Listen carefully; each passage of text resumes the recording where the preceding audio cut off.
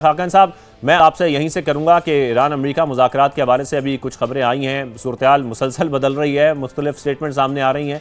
अब अगर हम सबसे पहले आपने हॉर्मुज़ को भी देखें तो ग्लोबल इकॉनमीज़ बुरी तरह मुतासर हुई उसकी बंदिश की वजह से। अब 50 दिनों की ये जंग, जिससे पाकिस्तान पर भी हमने बहुत ज़्यादा इम्पैक्ट देखा है। हमारा इम्पोर्ट बिल और तजारती खसारा किस हद तक बढ़ सकता है अगर सूरत-ए-हाल ऐसी रहती है? शाहजेब, हमें याद रखना है कि 1973 के बाद ये सबसे बड़ा, जिसे कहते हैं ना, ऑयल शॉक है जो दुनिया ने देखा है। 20% पिछले 1.5 माह से जो तेल है वो शॉर्ट हो गया है दुनिया में।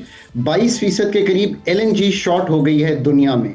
इससे ग्लोबल ग्रोथ, यानी कि अगर 3.2% इन्विजिज की जा रही थी एट $65 ऑन द एवरेज तेल 2026 का लेके, अगर तेल अब 85 या 90 का लिया जाए तो ऑब्वियसली ये जो ग्लोबल ग्रोथ का पर्सपेक्टिव है ये ड्रॉप कर गया है फ्रॉम 3.2%, और अब हम समझते हैं कि 2.5-3% पे आएगी और इन्फ्लेशन दुनिया की बढ़ेगी।